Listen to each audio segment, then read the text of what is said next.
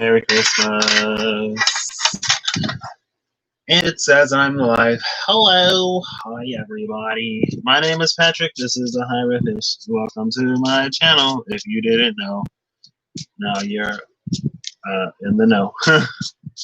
You didn't know before, you know now. If you didn't know, I guess you don't necessarily have to know my name. I kind of want to pull, where passion meets determination, going the distance, a need for discipline. I will find my way. I can go the distance. I don't care how far. Somehow I'll be strong. And I was strong because I knew that every mile would be worth my while. I should watch Hercules again. I am going to watch Disney's Hercules again. I'm just going to chit chat a little about my journey and where I am now, because I do that here sometimes, right? And so I started talking about this, I think, on my Legacy channel today. I don't complete every single thought that I think.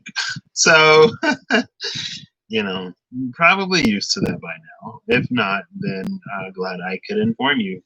But I was talking to one of my friends who I haven't talked to in a minute. She's one of the Pisces that I met last year.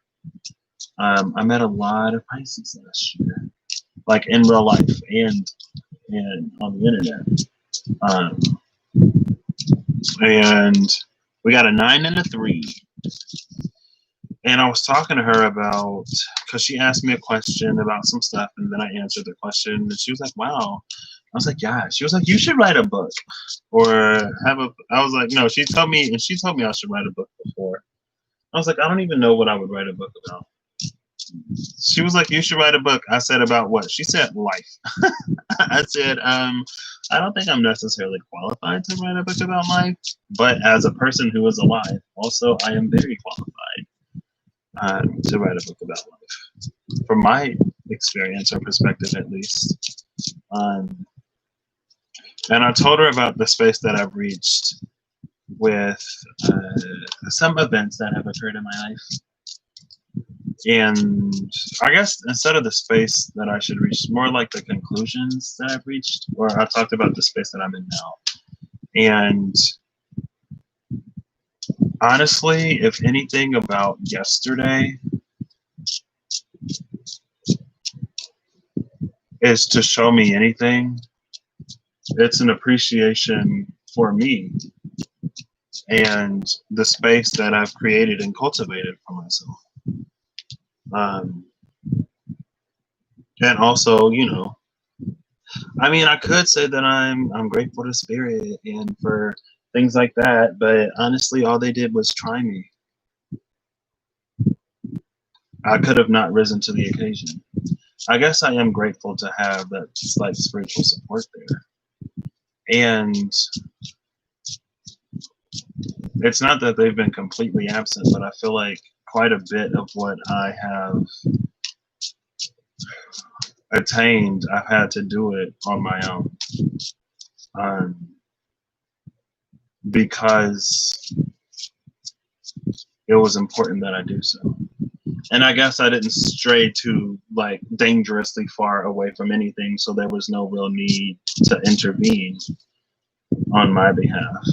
And it's not that I'm not thankful to Spirit, but you know, I'm also thankful and appreciative to me, because I didn't have to see things the way that I see them. I didn't have to respond and react the way that I did, and I don't have to carry myself as I do. But because I do, again, I found myself in a really good situation, in a really good mental and emotional space. Lots of things could have happened to shake me up, but they didn't really. And so through talking to her, I kind of sort of realized too that I'm on my last major hurdle. And through another conversation yesterday, I realized that it's time to get over it. And there was a little bit of residual anxiety, a little bit of residual worry. I think I really wanted things to be perfect or more comfortable before I took this next leap. But You know, comfortable and perfect isn't the point. And I don't know, after that last conversation yesterday, it's just like I feel at peace with what I know I have to do now.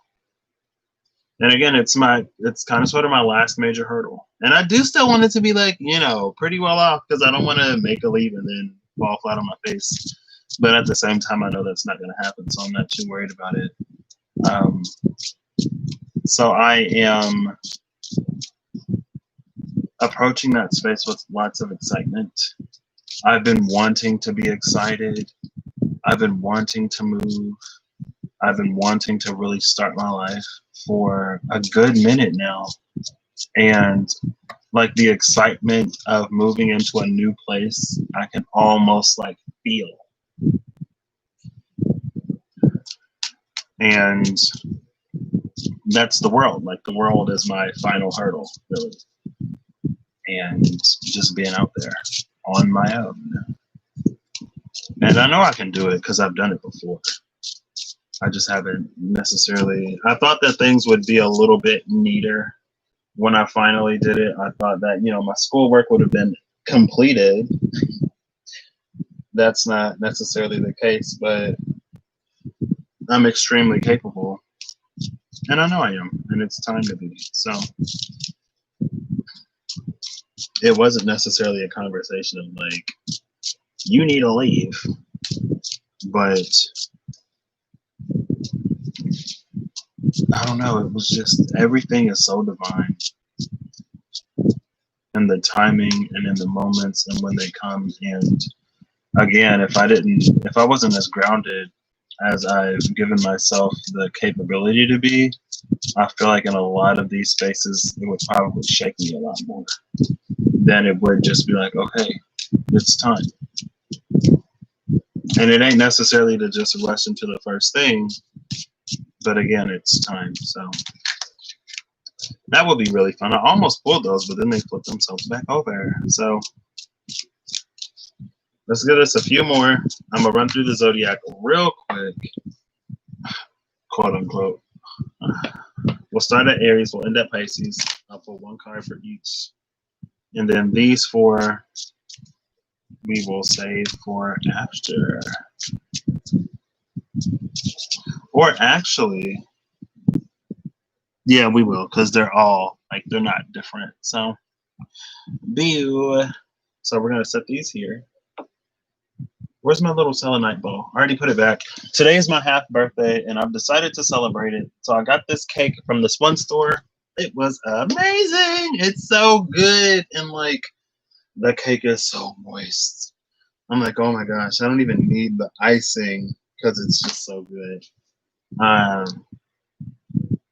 And also, I kind of got a little half birthday dinner. My mom wasn't here on my actual birthday. She was out of town, so that was another little reason to be like, you know what? Why not? We got 2 5s. I said I was going to read these after, so we'll set these at the 4 corners. Let's go. And let's see what we can get for the Zodiacs, just to see what energy is out there.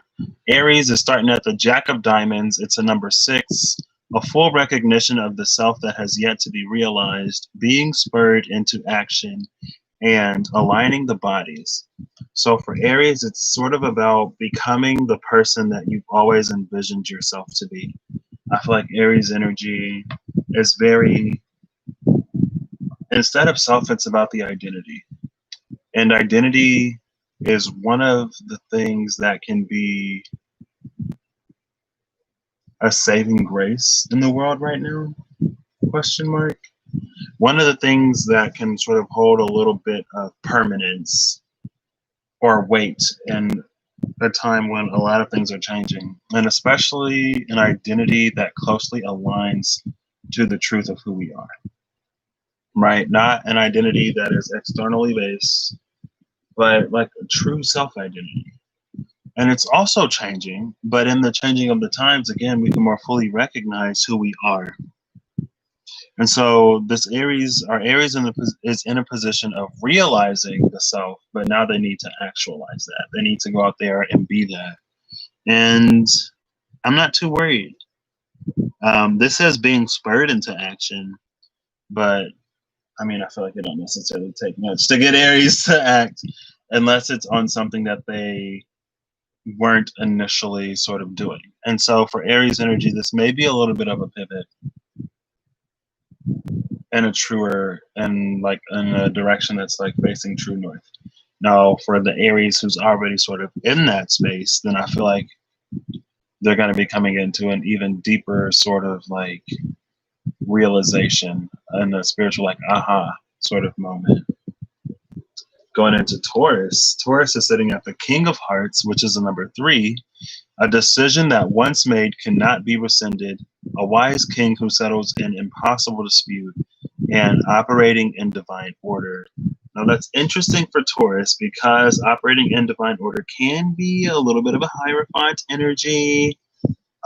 So for Taurus, this is about really tapping into that and making decisions and moving forward from that space. And it does say a decision that once made cannot be rescinded. Now, when I got that energy, I can't necessarily remember why that one. I think that's a 4, 6, 7, 8. Let's see. 4, 6, 7, 8, 4, 1 looks like. The numbers are cut off again. I might reprint these, reprint them a little bit bigger, change the thing so that, you know, they don't get cut off the numbers. But I kind of sort of like it this way too. There's something like raw about it. But yeah, for Taurian energy, it's about really aligning with that divine and being directed in the flow of that. I mean, the number 3 is like the Empress energy, right? So in tarot, this would be the energies of the Emperor twice, the Lovers, the Chariot, Strength, and the Magician. I don't know why I want to throw those all out there. I think I only want to do the first number. So this is an Emperor. For Aries, it looks like a 73. 73 would be the energy of the Tower and the Empress. 70 being the Tower, the Empress being 3. But with this just straight up Emperor energy for Taurus, and again, I can't really remember why the decision felt so final when I wrote this up. And maybe it speaks to the cycle that we're going to be coming into, right?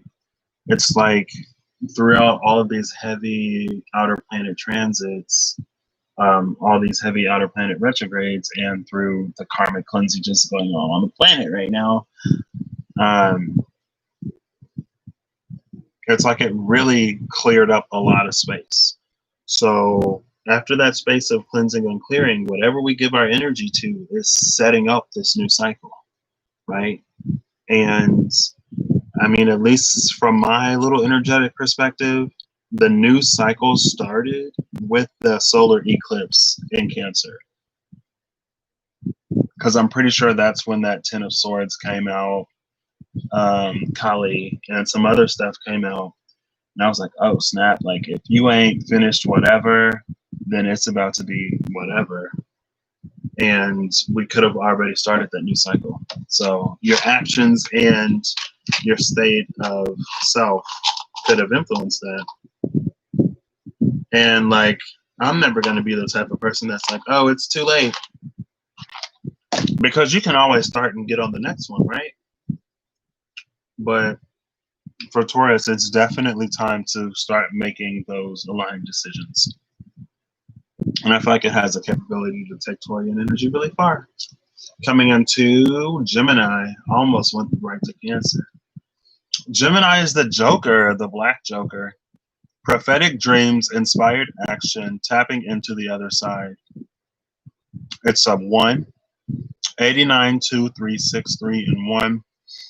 89 is the Star and the Hermit. 80 being the Star, 9 being the Hermit.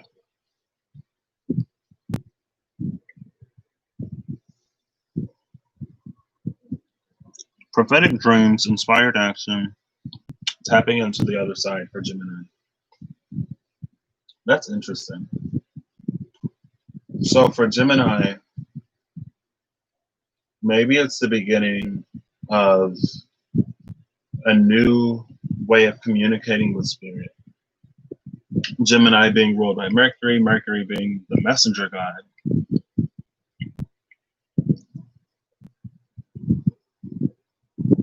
Also inspired action though. So kind of like Aries and Taurus in a way. It's about doing something with this. The time for Gemini to just sort of run on the little mental hamster wheel and not do anything is kind of sort of over. It's time for Gemini energy to do something. And again, on the Legacy channel, it was about getting Gemini energy to focus on something, to bring something to completion. And then again, with the Star and the Hermit, that can be the energy of like really shining that internal light to the point where other people can see it. I feel like Gemini energy can be so busy that it isn't necessarily to nail it down in one place, but we may not necessarily know what Gemini is actually about, right? And also, like when you play sort of both sides of the fence, or when you can relate to both sides, it may make it a little more difficult to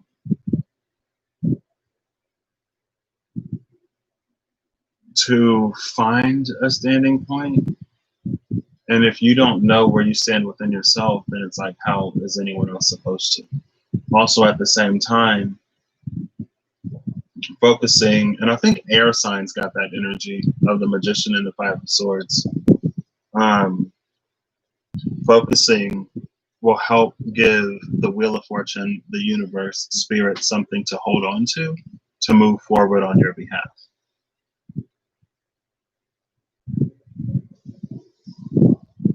Right. But yeah, in general, communication is opening itself up for Gemini energy. Next is Cancer. Cancer has the Three of Hearts, which is a 3, where form and function align, the power of words to brighten and terraform. I almost swallowed the icebreaker that I have in my mouth. That would have been tragic. Not because I would have choked, but because it wouldn't be on my tongue anymore, so I wouldn't be able to enjoy it. You know what I mean, Cancer? Y'all know what I mean. Y'all be in the kitchen, right? Taurus and Cancer, the cooks of the Zodiac. And it's like, so it's about savoring sometimes. 55, 3, 5, 2, 5, 2 are the numbers for Cancer. The 55 would be Temperance and the Hierophant. 50 being Temperance, 5 being the Hierophant. And again, this is where form and function align, and the power of words to brighten and terraform. It says in terraform. There are like 2 typos in this deck, and I was kind of pressed, but I'm not too pressed. Like I said, this is the first time I've ever done this, so I'm just impressed that it made it this far.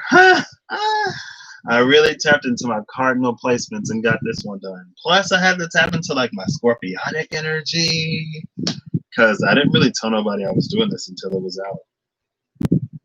What? What? I was not expecting that when I turned on my phone. Speaking of Scorpios, get out of here. How? What? What does that mean for the sequels? Why am I thinking about more movies once? Oh my gosh, I'm sorry. Cancer, this is all for you.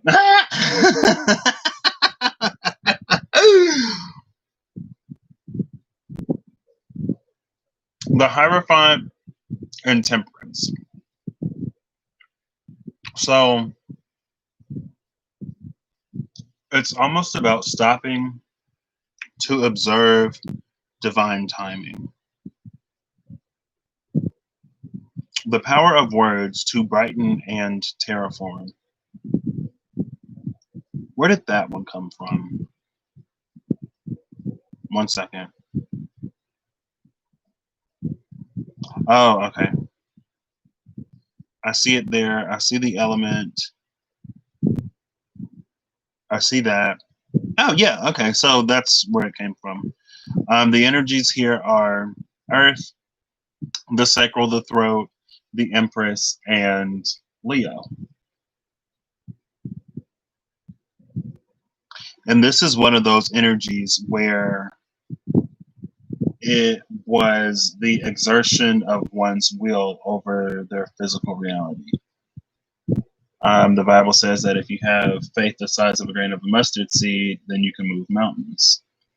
And if it only requires that much faith to move a mountain, then it's like if you get a little bit more faith than that, then imagine what you can actually do, right? But also, there's this need to observe divine timing. It's almost like, because this is the power of words, right? But if a word falls on deaf ears, then was it even spoken?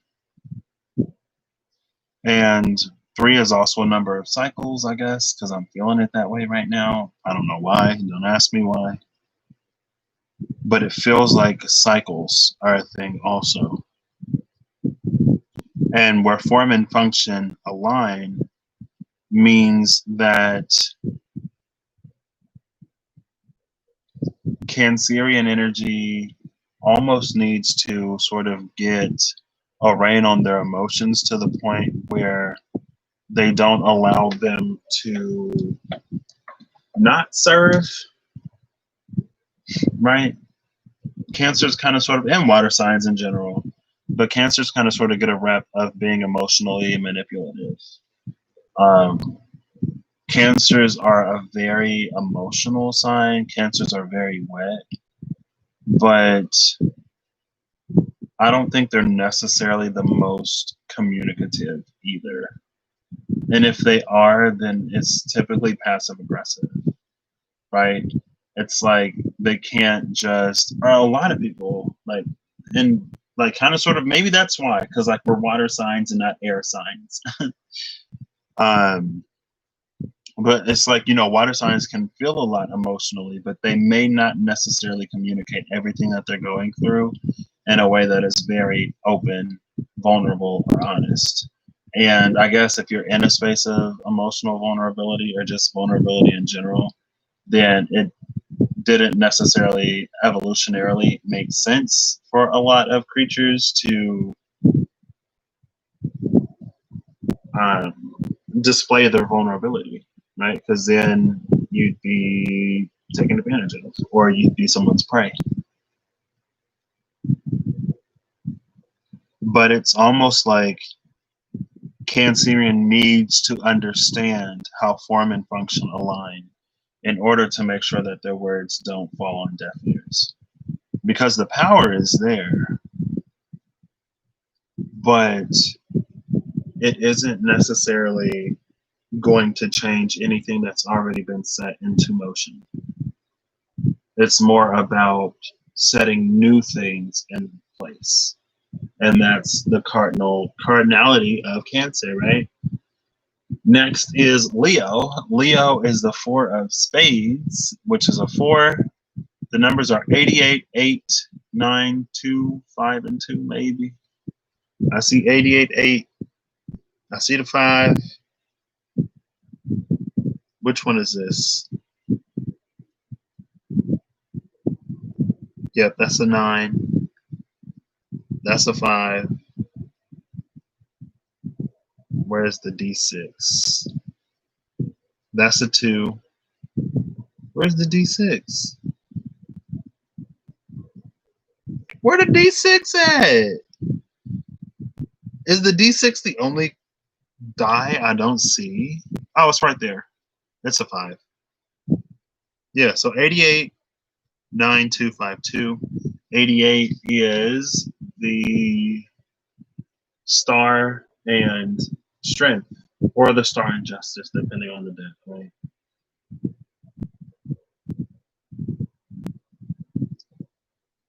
And this is the second typo. Cancer gets the first typo. Leo gets the second one. They're both here. Because this is supposed to be an arrow, but it says and arrow.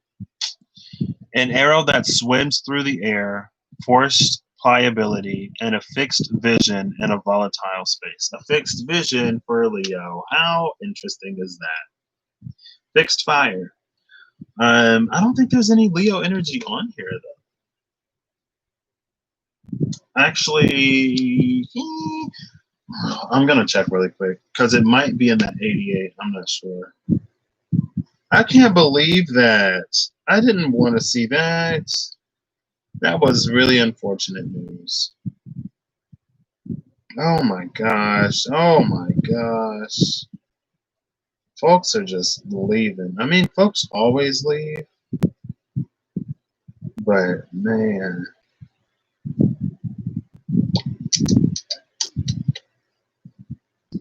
'88 is Aquarius. So that's opposite Leo, which is interesting. 88 and 8. 9.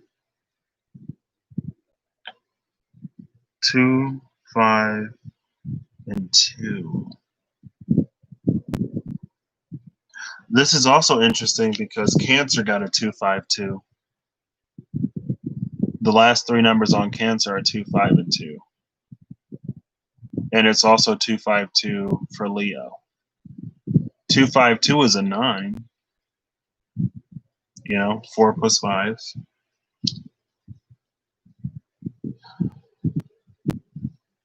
So an arrow that swims through the air, forced pliability, and a fixed vision in a volatile space. I'm trying to remember why I got a fixed vision in a volatile space. I don't remember why off of these numbers I would really have to. Hey, Clarinda. Yeah, I'm over here now though. Blisters. Did you get paid extra for that work? Yeah, I'm just on running through the Zodiac again with these, just to provide a little bit different of perspective, you know? Don't necessarily go all the way in on the other channel anymore, or not in every direction at the very least. So, excuse me. I don't know. I can't remember why I ended up on this, but it was this energy of like, if you are a master archer and you're going to hit your target, if there's enough distance between you and the target, you have to account for the air, right? And the point of the arrow that swims through the air is that it has greater mobility than an arrow typically would. Nah. Oh, yeah. Same, Clarinda. Same. I understand. I get you 100%. Yeah. But it's almost like the arrow is magic because of the way that it moves through the air. And it's giving me the energy of, I can't remember exactly the story, but I know in mythology there were 2 creatures. There was one creature that would never be captured, and then there was another creature that would always capture its prey. I think the one that always caught it was a dog, and the other one might have been a fox. I'm currently on Leo. Leo was taking up all my time again. I should have clarified before I started Leo that I wasn't going to spend 20 minutes on Leo energy, because something about Leo energy just like pulls me in, and it's typically the longest out of the ones that I read. But a fixed vision in a volatile space doesn't necessarily have to be bad. But if you're going to have a fixed vision, Leo, then you have to be even more flexible than you usually would be. A fixed vision in a volatile space is typically like, there are so many things changing and there are so many sort of unknowns. That's why this arrow needs to swim through the air to hit its mark, because if the arrow doesn't swim, it's almost going to miss regardless, because things are so volatile. Also reminded me of that Gemini energy, how at least on the Legacy channel, it was about these strong winds that are constantly changing, but without any direction, it kind of sort of just leads to like a tornado or some other kind of storm, right? But if the arrow can swim through the air, oh look here, that's the creature that always hits its mark. Yeah, that's duh, that's why I brought it up. Huh. Again, always longer. I know. Call me biased. I guess.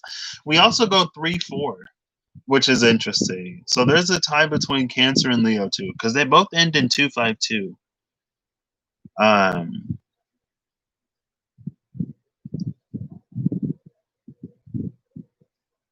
But it's almost like Cancer is more creating that space, while Leo is more trying to maintain what it has, or it's like navigating a space. And Leo, I guess you kind of got to ask yourself if too much light is ever a bad thing. Well, yeah, because, you know, if it's nighttime and there are plants that depend on the night or animals that depend on the night to do what they need to do, then yeah. Anyway, so Leo, this is about like being more flexible than you may have necessarily had to in the past. And maybe this time you're not going to get necessarily everything that you want how you think you want it, but it has the potential to work out even better than you could have designed. So just like Cancer needed to observe divine order and divine timing, same to you, Leo.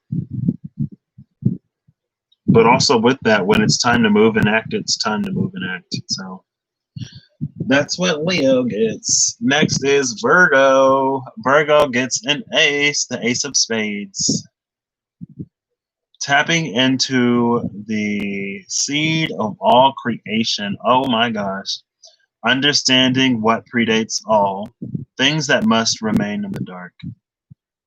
Virgo, what is y'all on?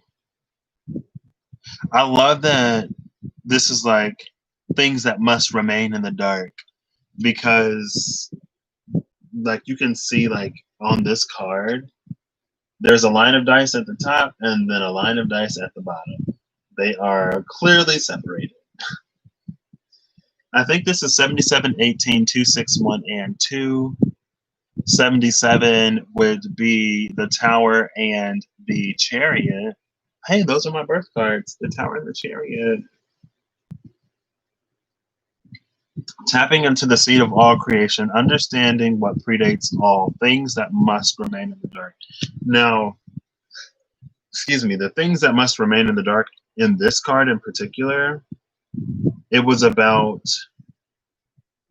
it's almost like Virgo is kind of sort of tapping into this hidden knowledge. That it's almost like an energy of like, if this got into the wrong hands, it could be catastrophic, right? And also it's with great power comes great responsibility, and Virgos may be finding themselves a little bit more responsible here fairly soon because they're just coming into a power that's that great. And it also kind of spoke of things that one wouldn't carelessly tell someone else. Tapping into the seed of all creation and understanding what predates all, that's all about coming into almost raw manifested power. And with the Tower and the Chariot, it's really the ability to lead the way, which is interesting because before Aquarius was kind of sort of responsible for tomorrow. But with Virgo being mutable earth, transitory, transitive, transient earth, that's kind of sort of the space we're in. We're moving from an old world into a new world. And so I guess it's kind of Virgo's part to take the information from Pisces on the other side of that pole, but to channel it or handle it in a way that is like physical and actual. Instead of just like dreamy or internal, it's about making it manifest, making it tangible, physical, 3D. I don't know. This is some amazing energy for Virgo. Ace of Spades. I mean, you got an ace. Like, this is a one, but that's a joker. So, you know, tapping into the seed of all creation. Well, what now? I got to look up what 77 is. I think 77 may actually be a court energy. And that's why it's this intense. Yeah, 77 is the Sage of Fire. That's why. The Sage of Fire is the Sage of Souls.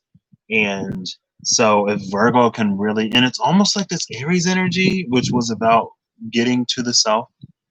But if Virgo energy can really get to themselves, then it's like, because that 18 is the moon. And that's the interesting thing about a soul, though, is its property is light, but it isn't necessarily exactly always seen.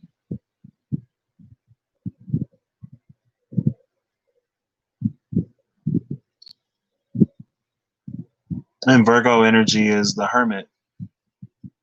So if you know, or if there's a Virgo energy that's been on some deep hermit level, coming into some real truths of who you are and what you're about, if you tap into that, it's going to be your key to creating the life that you actually want to live, that you can find some excitement about, honestly. That's like heavy energy for Virgo. Also, you may have a few naysayers in your environment, or you may have some people in your environment who are depending and relying on you to be in the position that they put you in, to be, I don't want to say at their disposal, but to be readily available. And if you are going for something that would impact their ability to get you, then you may want to sort of keep it to yourself a little bit, at least until it's a little bit more finalized. Because if your soul is calling you to move in a certain way, if spirit is pushing you in a certain pushing you in a certain direction, you don't want someone to talk you out of that, because you don't want to miss out on everything that you have coming for you. That's very, very powerful energy. That may be the only sage that came out.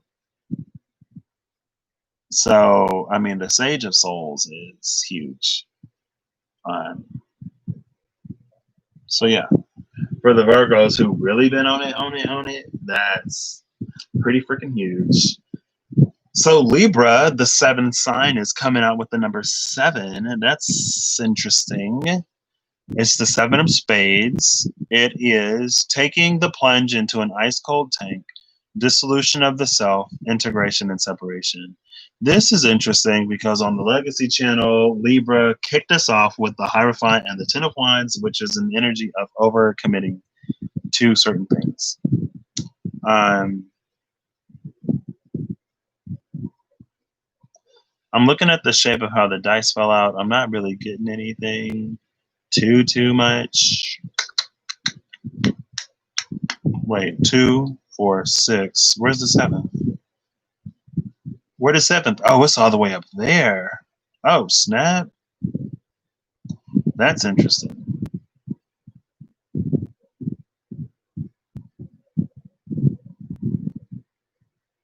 I feel like for Libra energy, there may be something that Libra really wants to do, but it's almost a little bit of a stretch or a reach. And I say that because the 7th die is like, you see how far, there it is, hold on, wait, there it is all the way up there on the number 7. And then everything else is like below. And so there's this chain right here that doesn't really lead anywhere.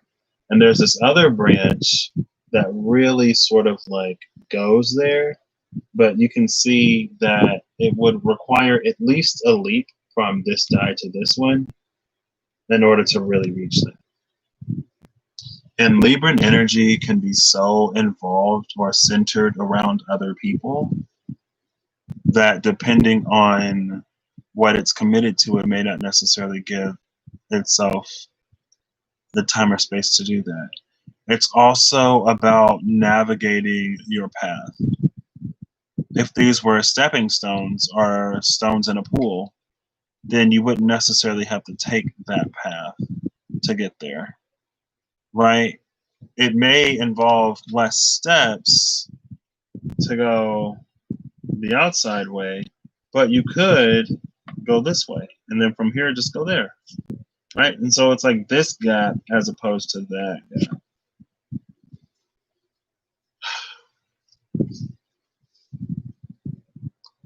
But it is going to require, I don't know if I like this energy for Libra. What are the numbers? 22, 4, 7, 2, 4, and 1, maybe? Again, the numbers are cut off on this one, so let me try to see. And this is the gray set of dice. The gray dice in this deck don't mean nothing. I tried my best to, yeah, it is 22. Interesting. 22 is Justice and the High Priestess. So love that for Libra. That's a 7. Oh, that's also Libran energy. Interesting. Hey, I see you, Libra. Yeah, 22, 4, 7, 2, 4, and 1. So you got a 222 for Libra. 222 for Libra. The reason why I said I don't necessarily like that energy is because, well, it's not. It's some of these may be challenges. So the challenge for Libra is to really know who Libra is outside of everybody else. And I feel like Libra can have a certain, it's like who we are as an individual, but in some ways we also are as someone who interacts with their environment, right? Like, let's say that you are the world's most amazing person, but you cannot stand like anybody. And I mean, you kind of sort of got to interact with people at least a little bit in life. And it's like, you know, someone who is incapable of interaction is also a part of who you are, just as much as that amazing person when no one's around, right? Or vice versa. But there's really a need for Libra to understand and to know who Libra is outside of everyone else and everything else. And that's what this does. This very much so follows with the energy of the spiritual deprivation tank, the spiritual sensory deprivation tank that came out a long time ago with the King of Cups and the Ace of Cups in the SKT, the Archangel of Healing. And it's about really allowing the self to, it's allowing us to see and know who we really are, the good and the bad, and also finding the pieces of us, or the things that have worked their way into us that don't belong to us. And it's about integrating what is you, separating what is not you. But it all starts with letting it all go. So I feel like Libra, the last, because there are 7 cycles. I know Shonda Rhimes, I know she might be Shonda Rhimes' astrology coach right now. I can't remember. I know she was Shonda Rhimes, Scorpio goddess for a minute. Just look up Shonda Rhimes on YouTube if you feel so inclined. I first started learning astrology from her. Not necessarily like personally, but she was like one of the astrologers that I watched a lot. And so why am I talking about this though? Because I was going to say something about something. Oh, I don't remember what it was. What did I say? What did I say?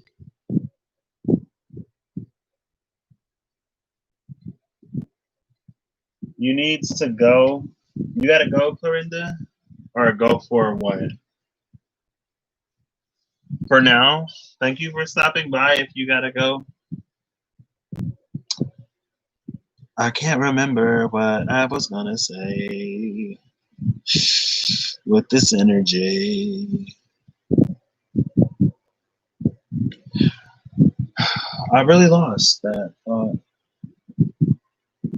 I have no clue, Clorinda. I honestly, I don't know. I would say maybe your North Node or your nodes. I know astrology for dummies. I know, like, and then I can kind of sort of like, yeah, I'd say I know astrology for dummies. Um, oh, no problem. No worries. Libra, I really forgot where I was going with that. Because I think Shonda used to say something. And I think I might have said it, and then I wanted to give credit to who I originally heard it from. But the train has officially left. So, Libra, that's all I got for you. I'm going to move on to Scorpio.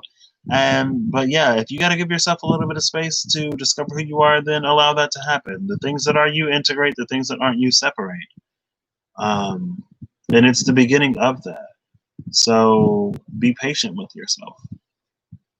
And don't be afraid to take some time for you. So Scorpio. Scorpio is at the 8 of diamonds. Scorpio is 59, 8, 2, 8, 3, and 1. 59 is temperance and the hermit. So Scorpio is getting the hermit. Interesting.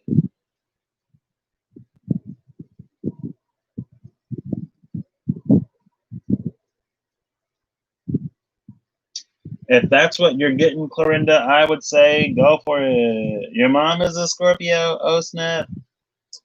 Mama M. Mama M101 is a Scorpio. What was... Oh, that's going to bother. Like, I already told y'all at the beginning of the video, I lose my train of thought sometimes. So, hey, sorry, Libra. 8 of diamonds for Scorpio. 59, 8, 2, 8, 3, and 1. Again, 59 would be temperance and the hermit. And it says a complete set of instructions, a stubborn month. Wait, this is another typo. This is the third typo. Oh my gosh.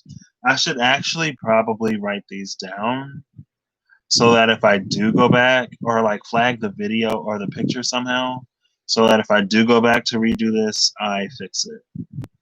Because when I typed it right, but I spoke it to my phone because I didn't feel like typing all of it. So I spoke it and it sped up the process. A complete set of instructions, a stubborn moth reborn as a firefly, and a successful trip. A complete set of instructions was interesting. I'm going to see what 59 is because that may be another court energy. It may not be. Your dad's a Leo. Leo and Scorpio. Wow, two fixed energies. I didn't, Clorinda. I didn't proofread them because it was too many. I said, you know what? It'll be all right. It will be okay. It will be fine. So that's the 10 of air energy, which is the 10 of zones. Now, the 10 of zones doesn't necessarily have to have the same meaning as the 10 of swords, because 10 is just about completion, and in the dice, it's more of a journey of understanding. And so with the 10 of zones, it's about understanding the relationship between thoughts and things, understanding the relationship between what we mentally put energy into and how we choose to see a situation, or understanding how our mental perspective affects what we physically observe with our eyes, and also the emotional impact that it has on us. So lots of understanding for Scorpio. That's something that you would do too. Yeah, I was like, you know what? They'll be good enough.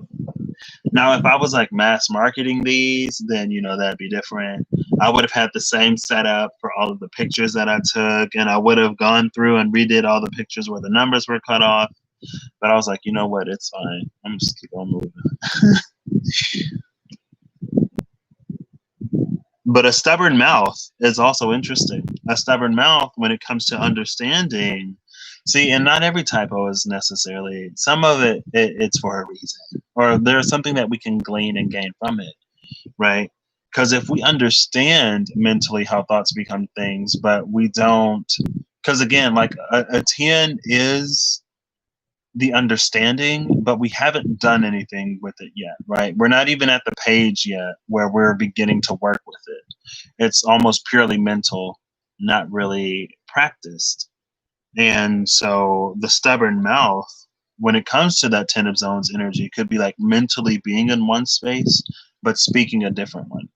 And so this could be an energy of not speaking what it is that we actually want in our experience. And again, we have temperance and the hermit. So temperance and the hermit, yeah, that's why I went with the dice to help me. I was like, I'll let the dice tell me what they want the message to be. Or you can just come up with, do something different. It's just what came to me for this. It took me a while to decide what I wanted to do. I've been wanting to make a deck for months now, maybe since like March or April or May.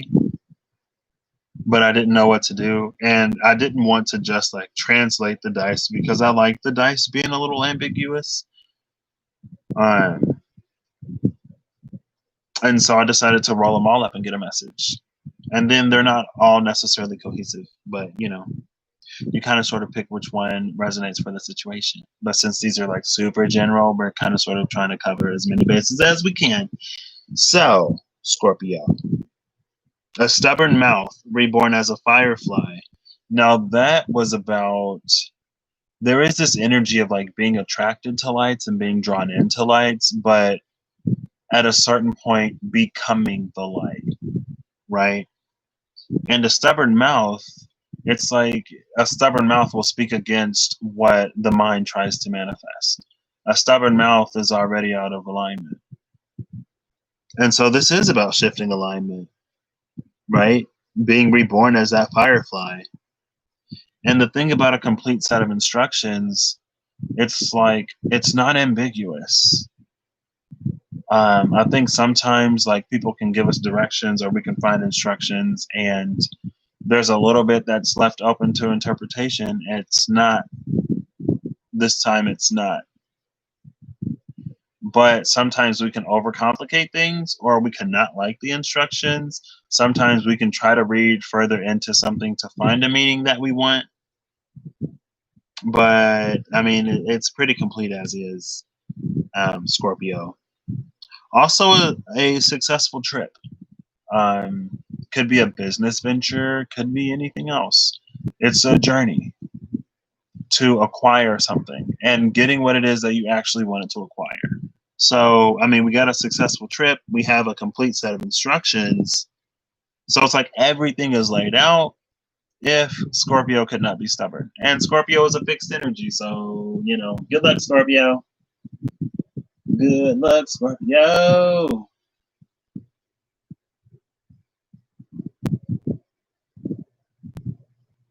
I mean, I wouldn't necessarily say I'm a professional clarinet, but thank you. Also, this is very much not what I wanted to do. I don't have the artistic ability and the software. I didn't have the software or the artistic ability or the time to get to work it to do what I originally wanted to do. So this was the perfect happy medium for me. I wanted to, I mean, it still would have been pretty dark. Not like dark, but something that I can visually see. You know what I mean? So, yeah, I tried to download a whole program on my Surface Book. I couldn't get it to work, so I settled for this. I was like, okay, work, cute. But yeah, that's what I got for you, Scorpio. It looks like lots of good things. Don't overthink it. Don't overcomplicate it. Be a little less stubborn and be you.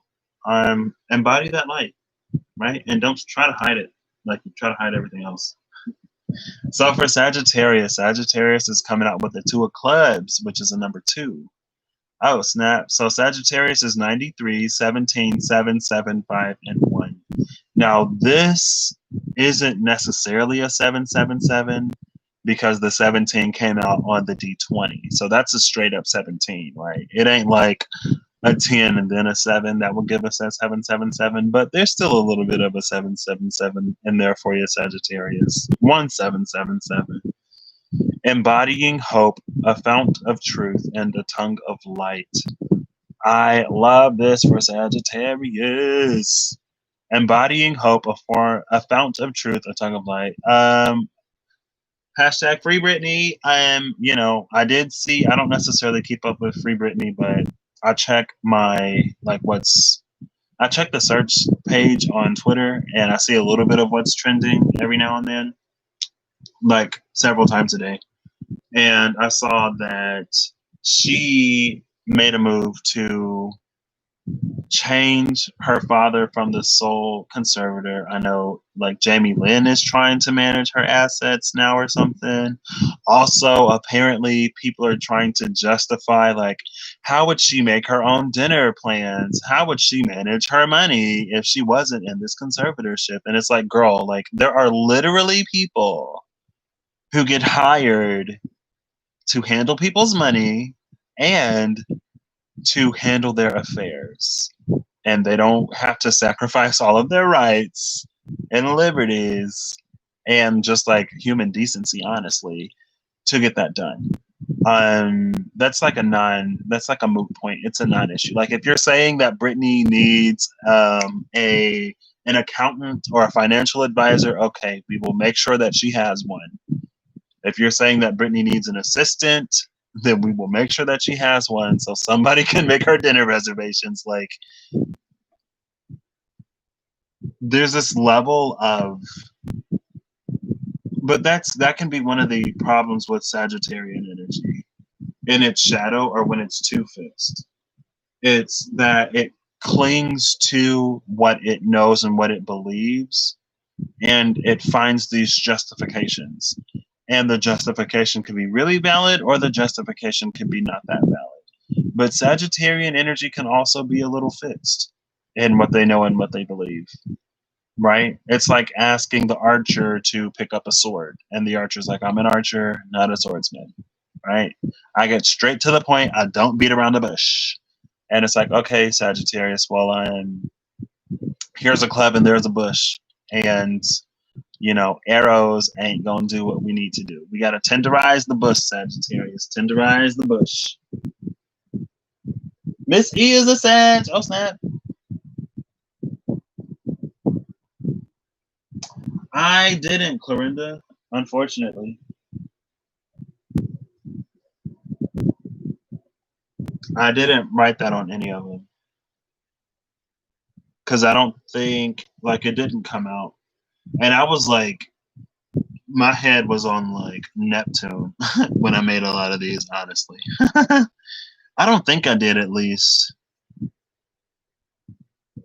Because then that would be something that I just say.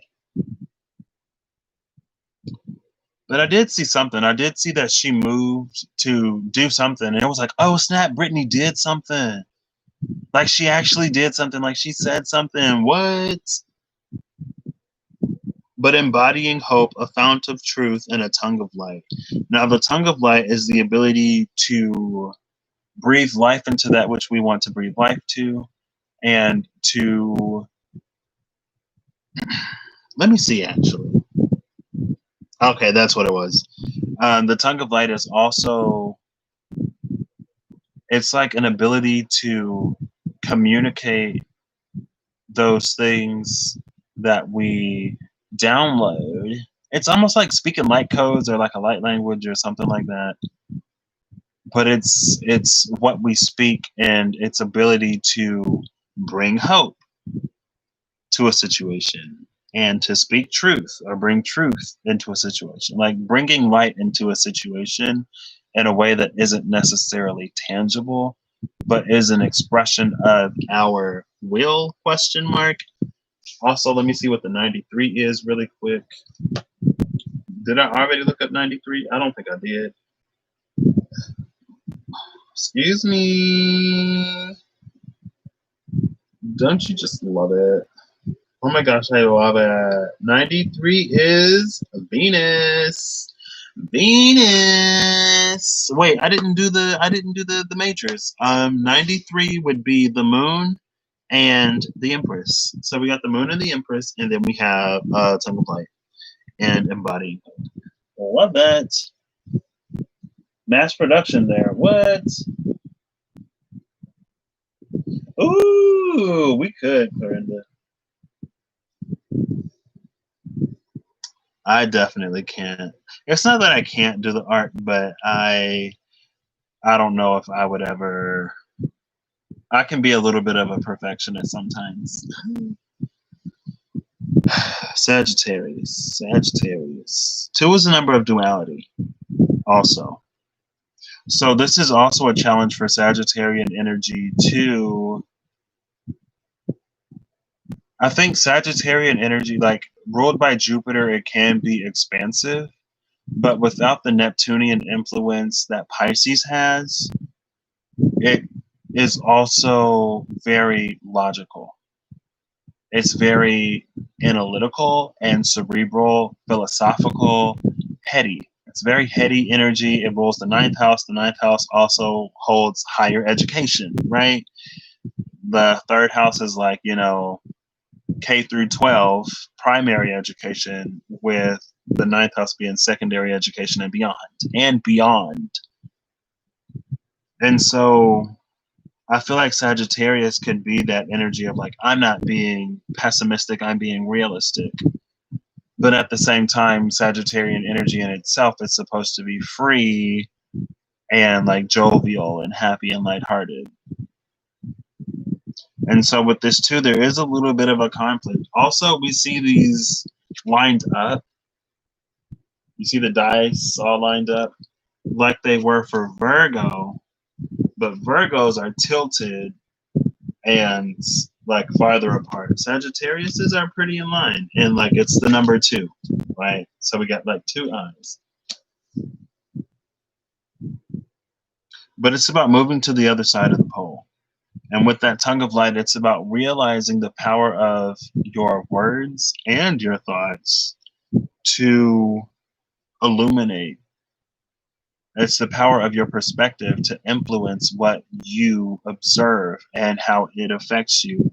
Kind of sort of just like Virgo, maybe. It was another energy that had the same kind of sort of thing going on. Maybe it's the mutables, Gemini, Virgo, and Sagittarius. I don't know. All cakes in the artworks. Ooh, yes. The flavor tarot, yes, I love it, Clarinda. I need a really, really cute one to match my kawaii tarot. I wanted a really sweet tarot deck, or a really sweet oracle deck, because I already got the tarot. I wanted an oracle that could accompany it. But yeah, Sagittarius, that's what I got for y'all's. It's like, don't be afraid to be a little ungrounded, right? Be the horse that moves so fast that its feet don't touch the ground. Don't be afraid to speak outside of what you're experiencing either. Don't trap yourself in a situation that you don't need to be trapped in just because you're being realistic, right? Words, thoughts, the mind has power. Use it. Capricorn. Ooh, the Jack of Clubs. This is a number 6. The internal invited to the external. Inner secret revealed and cognition illuminated. 95, 9, 2, 4, 6, and 3. 95 would be the moon and the Hierophants. The moon and the Hierophant is an interesting pair because, I don't know, I mean, it does say inner secret revealed, right? So that could be like, how the Catholic Church has like secrets. Why is it in all of these exorcism movies, it's always like the Catholic Church sending a priest to go exorcise a demon? Like, what's the Catholic Church really up to? You know what I mean? Like, do y'all talk about exorcisms in mass? I'm not Catholic. I wouldn't know. I'm no stranger to the concept of exorcism, though, being raised Christian, but it ain't necessarily something that we talk about or perform on the daily, as you know, the movies would have us to believe. And it's like, you know, it's a movie, Patrick. Really, it's a movie. But at the same time, hey, you know, life imitates art, art imitates life.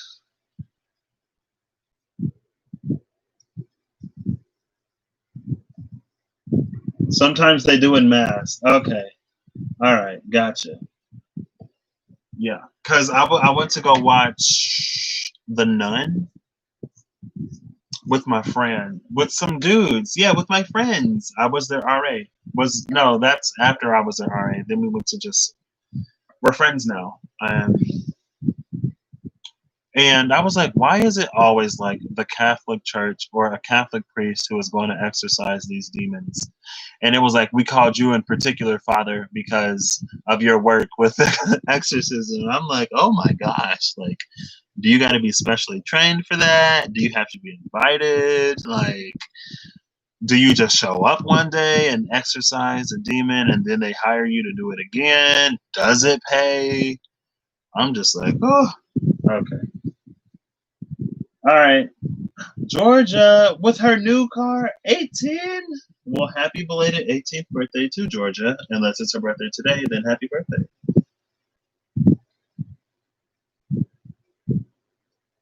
Donations. What do you mean, Corinne? If you're donating, thank you. Oh my gosh. I would appreciate that. If that's what you're talking about. You know, if not, it's cool. What's Thursday, the 27th? Oh, wait, it's the 29th now. That's the day before my half birthday. Happy belated birthday to Georgia. What an interesting time in the world to turn 18. What an interesting time to start college or to start anything, to come into any major transition in life. What an interesting time. Capricorns, the Jack of Clubs, the Jack of Spades, sorry. The internal invited to the external, inner secret revealed, and cognition illuminated. 95, 9, 2, 4, 6, and 3. Again, that is the moon and the Hierophant. Oh yeah, that's why I started talking about that. The moon and the Hierophant almost gives a similar energy to Virgo when it comes to the things that must remain in the dark, almost. But with cognition illuminated, that's really, I feel like there's this very like, between Scorpio and Capricorn, it's about understanding how your mind affects how you perceive reality. At the very least, right? Now, if you want to do, like, take it to a little bit more of an esoteric level, a little bit more of if you really want to go there, then it's like, you know, thoughts become things and manifestation and attraction and all of that. But on the most basic level, it's just like the mindset that we enter a situation with, our outlook on life and on the world affects and impacts the way that we see and therefore interact with the world around us. So for Capricorn, it's almost like that's really being revealed to you. Cognition illuminated, inner secret revealed, and the internal invited to the external. That's sort of about like, I can't even remember why I put invited to. All right, Clorinda.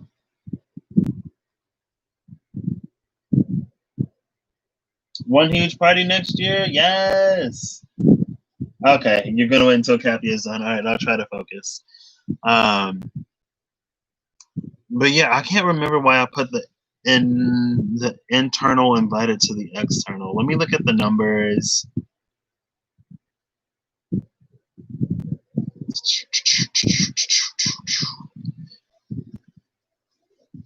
I'm gonna see what 95 is really quick. 95 is Jupiter.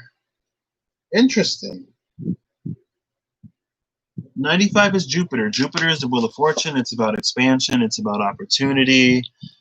I'm still not getting how, like, sometimes I made these and I'm like, I don't even know. Like, when it came to me, I knew exactly what it was because it was like I would read some of the dice different, or they would like group themselves up together in a different way.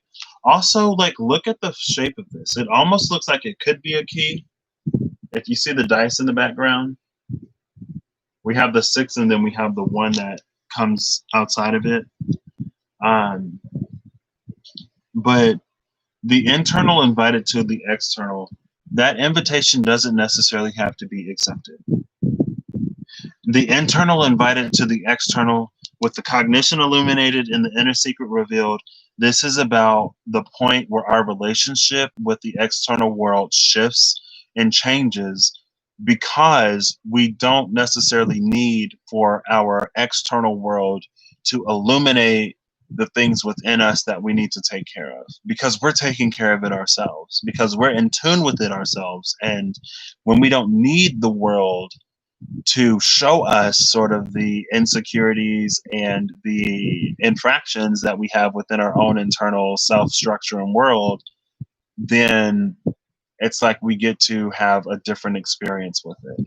Also, when we are more healed and more aligned and in a space of flow, then that's when the better parts of the inside get to come outside, right? And that's the invitation of the internal to the external, because usually the external world is the predominant factor, right?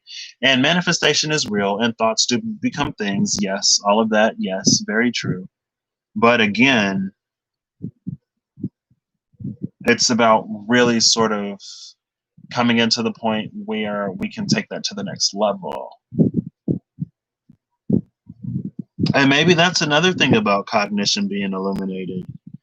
Um, it is like, if the external is a reflection of the internal, and not only the internal state, but the way that we think and process and navigate those internal spaces, then what is the external saying about the internal, right? Also, with that inner secret revealed, that could be you and your own personal truth. So, nope, Clarinda, I didn't. I was gonna do it. So what I did was I have a little Word document that I typed up, and I was gonna do that, but after I finished like the first 27, I was like, that would take too long. So I'm just trying to do it. I might go back, look at the cards, look at the numbers, tap back into that space and see if I can pull something. But also, again, at the same time, with this deck in particular, I didn't really want to nail it down. And I didn't necessarily plan on like releasing it to other people, so it didn't really matter too much either. So, that's why I didn't do a little summary.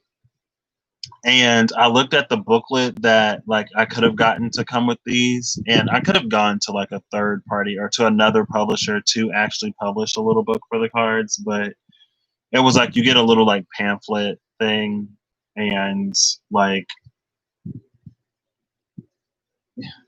I just really wanted this to be done, Clorinda. So there were some things that I was gonna do, but I didn't do, and that's one of them. But I do have my little Word document that basically more or less says everything that's already on these cards. So yeah. I wasn't over halfway done because there's like 54 cards. Wait, is that halfway? Yeah, that is halfway. You're right. I mean, I didn't necessarily do it like fully for the first 27. I got like 5 of them done. And I was like, this is taking a long time. I got 18 done. And like from 19 to 27, like the third set of 9 that I did, it was like I was drained. It was a lot.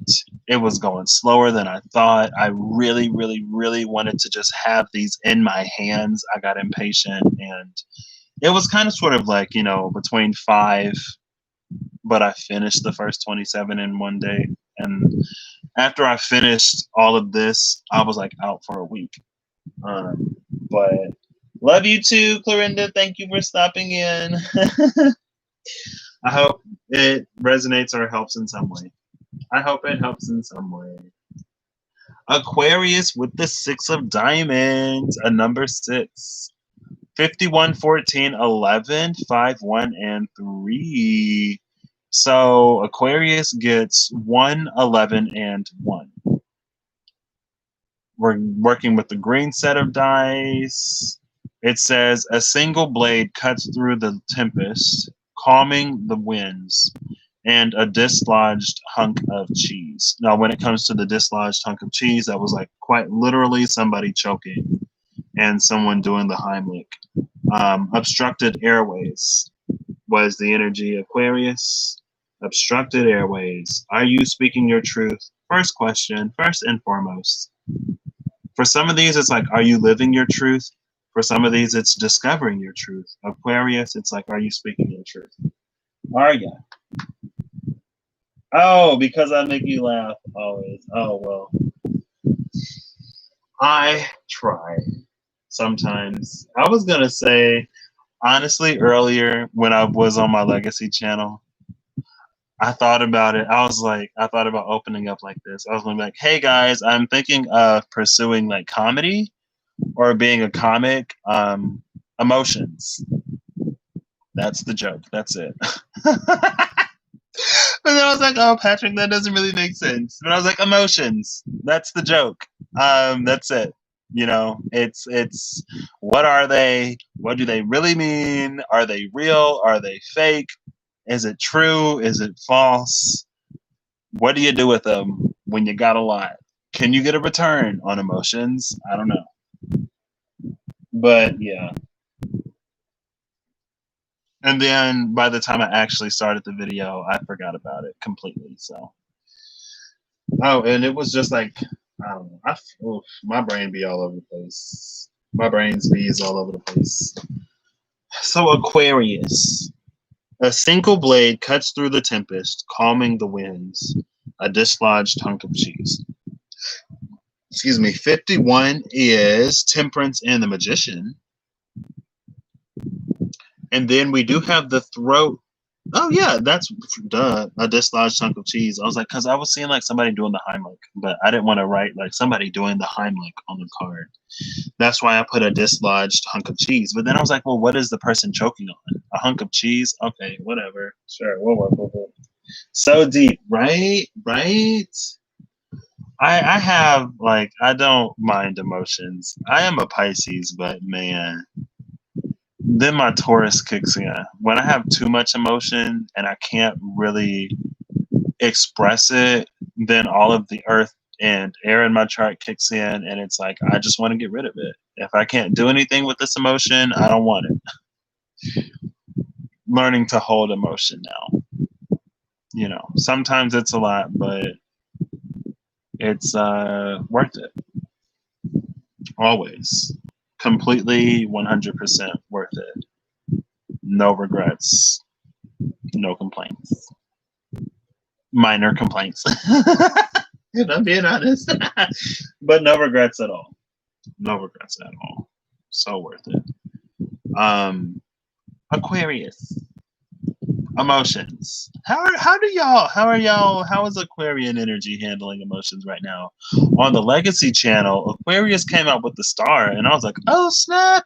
And then Aquarius came out with the 5 of Cups, and I was like, ooh, what's that about? And it was about attachments, either attachments that people have to us, or attachments that we have to people, or just attachment in general was the thing for Aquarius. And it was like, are you allowing those attachments to influence your vibration, your mood, your day, right? Are there people, like I had a friend who was just miserable. And whenever I was, like, I don't mind having friends who are upset because not everyone is happy all the time. But if when you're upset, you try to ruin my day, and you intentionally try to bring my mood down, that's when we have an issue. Because then it's like, Like, no. Because what's not going to happen is me continuing to be miserable because you're miserable. Like, if those are the kind of friends you want, we're not friend compatible. So that was a relationship that ended. And I'm like, no, you're not going to play like mental or emotional dominatrix or whatever and just completely like rain on my parade. It's like, girl, I'm good. I don't need this energy in my life. And we may be friends, but we're not that good of friends. Bye. But anyway, all right, Clarinda. But anyway, Aquarius, again, back to you.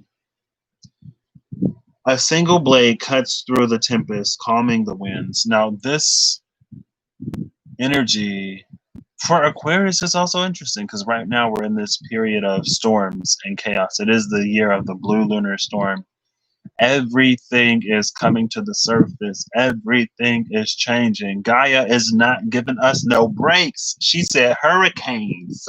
She said fires. She said earthquakes. She said floods.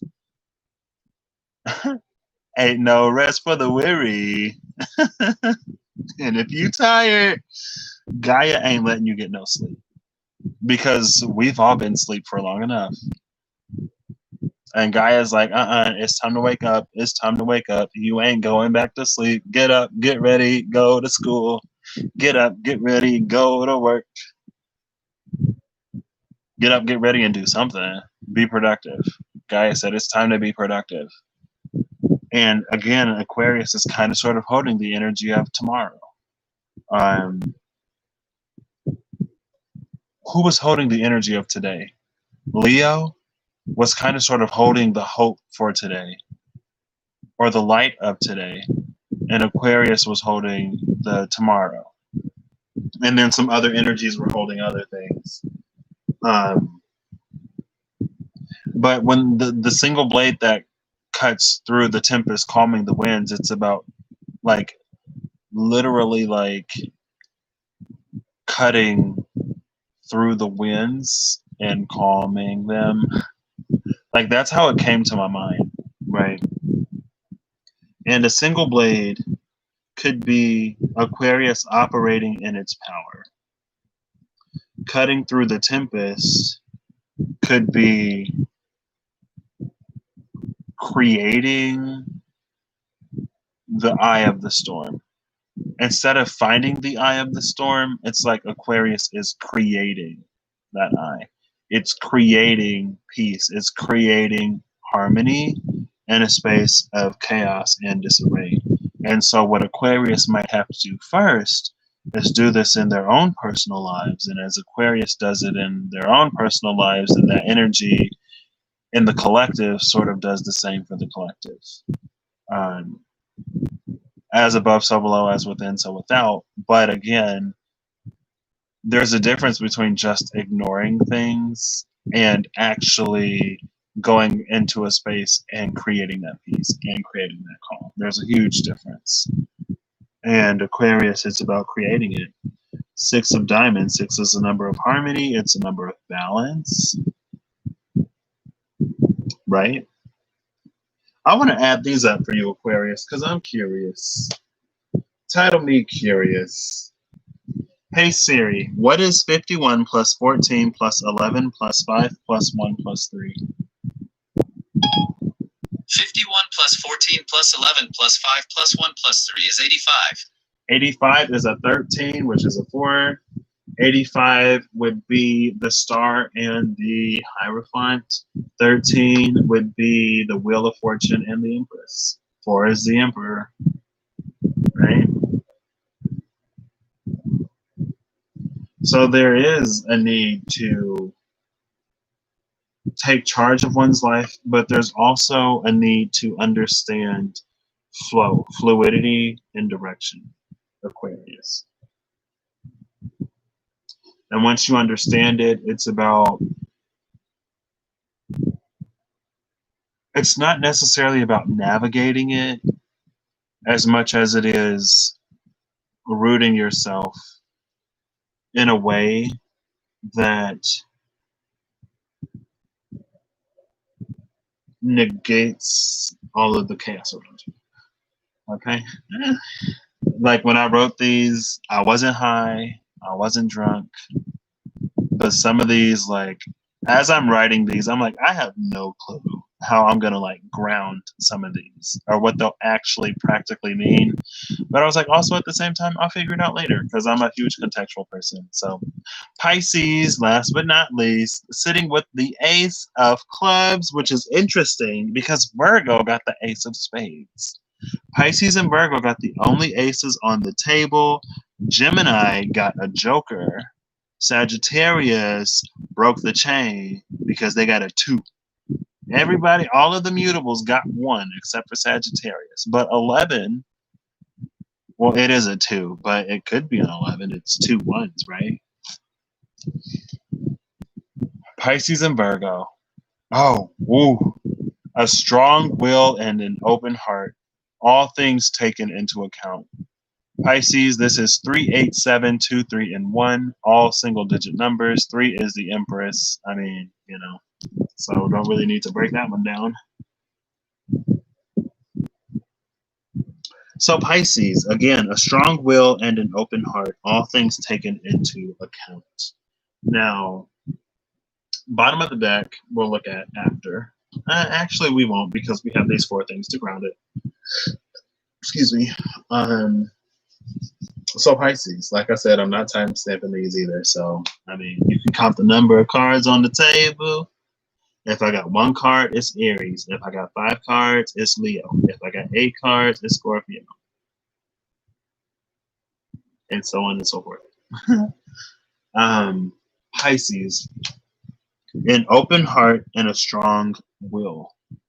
It takes strength to be vulnerable. It takes strength to be open. It takes strength to admit that you don't know something. But in that vulnerability, after that vulnerability, you can be led.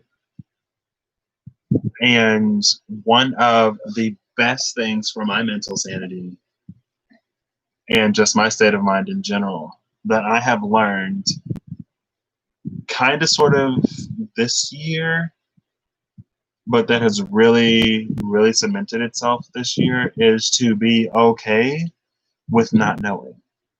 Now, I am a Pisces myself. I'm a Pisces sun and Mercury. I have a pretty large 12th house, and I got 2 planets in my 12th house, one of them being my Mercury and Pisces. And I have Pisces on my 12th house cusp. So Pisces energy is strong in me. It ain't necessarily always my strongest energy, but Pisces energy can flow between the energy of all zodiac signs, and I have all zodiac signs besides Virgo in my chart anyway, so try to pinpoint my energy if you can. I'd be all over the place. It's just me. Now,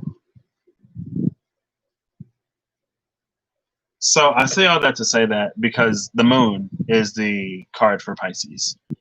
One of the cards for Pisces, but the prime Pisces card. The other one could be the Hangman because more modernly, Neptune rules the Hangman, traditionally water. Also, the High Priestess can be a very Piscean energy, but it is tied to the moon. Right? Interesting, right? The moon rules the High Priestess, and Pisces rules the moon. And Cancer doesn't rule either the moon or the High Priestess. It rules the Chariot. And the only reason why I say that Cancer would have the High Priestess is because the moon rules the High Priestess and the moon also rules Cancer. Anyway, this ain't necessarily a lesson. I just say all that to say that Piscean energy is the moon. And one of the best things for me has been being okay with being guided, being navigated, and not knowing where I'm going. And I feel like the more you've needed a clear-cut path and the more you've needed direction, the more lost you probably would have felt. Because it's almost like you're grasping for something that isn't there. There is no real stability right now. And it's intended to be that way because we need a major cleansing and a major cleaning on this planet all over the world. And to find comfort right now really would be to try to sort of escape or exempt oneself from everything that is going on. And it's like, I mean, here in America specifically, it's like, really, like, after all that's happened, we haven't learned. I mean, I guess I shouldn't be surprised because it's not like hundreds of years or whatever will just be resolved within the space of whatever. It could be if we allow it to be. But it's just like, really, like, we're doing this again already? Goodness, it's exhausting. It could be. Just like, this is the world I live in. This is the planet that I'm on. Couldn't go anywhere magical or fantastical. It had to be Earth. But at the same time, I believe in Gaia and her people. Now, the individuals, some of them, you know, I believe in the ability of the collective to obtain its potential, its higher potential. I also believe in our ability to destroy ourselves if we want to, but I'm believing that we no longer want that. And sometimes things have to get so painfully obvious and so painfully clear that the last of the folks who would abandon a sinking ship will do that. Now, some people are going to go with the ship, down with that ship regardless. Sagittarius, it's kind of sort of your energy. The age of Pisces, it should have been the age of Sagittarius, because Sagittarius is the energy associated with religions and with philosophy and just like these structured, encoded thoughts in general. So when that age of Sagittarius rolls around in, 5,600 years or whatever, then that'll be interesting. Or would it be more? Because we're coming into Aquarius. So then it'd be like 2,300 or 2,500. I can't remember how much they say of Aquarius, and then another 2325 of Capricorn, and then we would be entering Sagittarius, and even the age of Capricorn. Oh my goodness, what would that even be? Whew. Can't even imagine. But anyway, Pisces. A strong will and an open heart. That's a strength energy. Oh, there, I'm looking at it right now. I'm like, that's a strength energy, and I don't even think I got the die for strength. So the energies are water, the sacral, the solar, Libra, strength, and the Empress.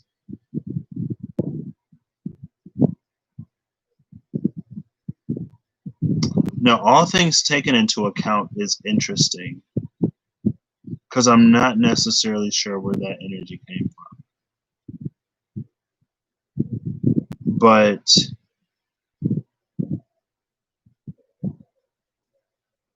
there is a need to be a little bit more cognizant and to be a little bit more aware of how things work, right? If there is a lesson that you have to learn, if the divine is putting you through a certain challenge or task for a reason,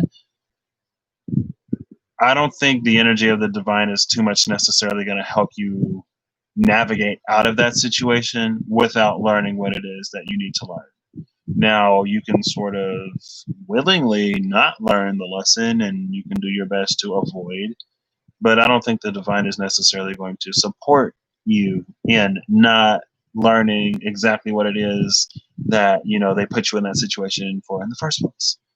Now, it's not to say that if you get overwhelmed that you wouldn't get a break before you have to tackle that lesson, but that's almost like not a last ditch effort, but welcome back, Clarinda. I'm on Pisces right now. We on Pisces. And in my particular journey, it's been since I was like in middle school, maybe. I've known that my life isn't perfect, and my life isn't necessarily easy, but I also definitely know that there are people who have it way, way, way worse than I do in life.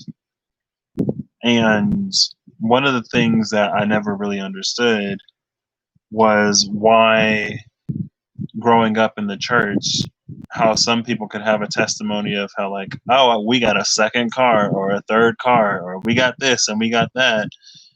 And it's like God is answering these prayers, but for the people who are praying to like literally have food on their table, or for the people who are praying to not get beat or abused, for the people who are praying for the strength to literally just make it through to the next day or through that night, their prayers remain unanswered, but somebody else can get another car. Like, I don't understand that. And so I knew that my life wasn't that bad. And so at that point, I kind of I don't think I've really talked about this before, but I kind of sort of decided to stop praying for myself. Unless like I really needed it, like I was really, really going through it. Because I was like, whatever I'm going through in life, I can handle. And it's not that God can't answer all prayers, but it's like, there are people out there who have it worse off than me who are praying, and I'd rather their prayer get answered. Also, cue all of the me deciding to handle my stuff on my own instead of reaching out for help. And it kind of sort of led me to the space that I've been in more or less for the past few months, this year, pretty much. I mean, and beyond. But as I've really been doing all of my work, again, it's like I tried to put myself in a position where I don't necessarily have to rely on the divine to get through all of my lessons. I try to build and establish the knowing and the experience within myself. And I try to build and establish the ability to try to find the perspective and to learn that lesson and to navigate situation within myself. And again, it's not because of whatever in particular, but it just felt like, or it was coming to me like, it's time that we learn to move and navigate and operate on our own without always having that sort of emergency line to bail us out. And it's because I chose that now I can sort of navigate and operate a lot without necessarily needing to really reach out like that. And that's why earlier I was like, I have to thank myself for the place that I'm in, because it was my path, it was my journey, it was my lesson to learn and understand and to be able to do that for me. And like, I still get assisted by spirit like everybody. But it really puts me in a space of self-mastery. Just for the simple fact that, I'm not necessarily always looking to be bailed out by spirit. And it's not to say anything to people who do have that relationship or who are looking for that, but that's what this energy of all things taken into account is. Right? Like, we have to take into account the lessons that we need to learn and the reasons why we are in the situation that we're in. Because if we don't, then it's like it's like, instead of learning the lesson, instead of tackling the reason why we're in the situation in the first place, we're just primarily focused on getting out of it. And when all you do is focus on getting out of it, you miss what you're supposed to get out of it. And then you got to repeat it. And then we come back to the same place. Then we come back to the same position. Like, the time for band-aiding is over. The time for actually addressing things and changing things and purifying and cleaning up and moving forward is now. It's been now. But, you know.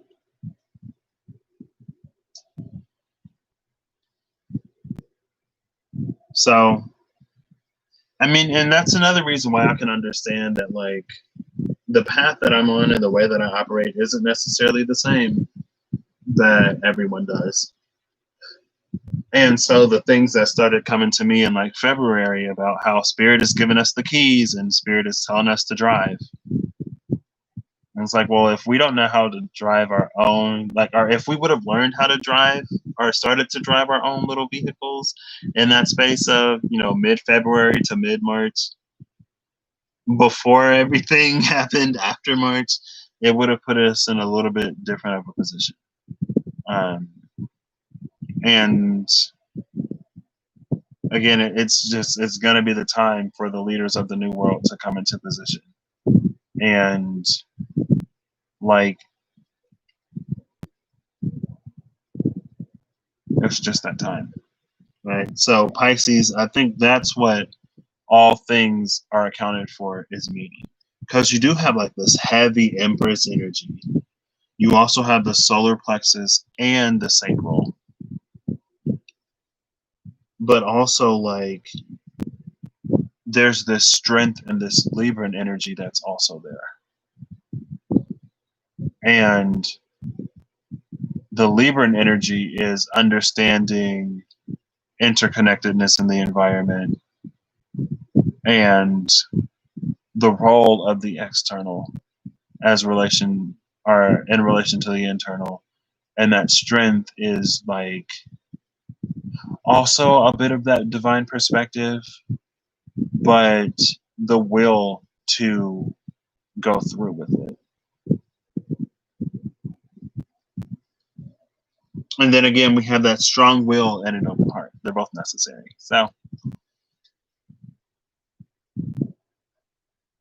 So on the Pisces card, the numbers were 3, 8, 7, 2, 3, and 1. It's the Ace of Spades, while Virgo has the Ace of Clubs, sorry. Pisces had the Ace of Clubs, Virgo has the Ace of Spades, and it's a number 1. The card says a strong will and an open heart, all things taken into account.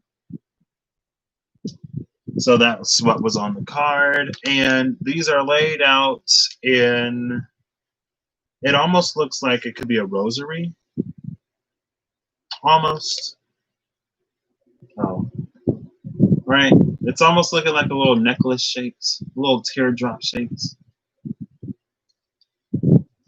So yeah, now let's look at the 4 cards anchoring this. No problem, Corinda.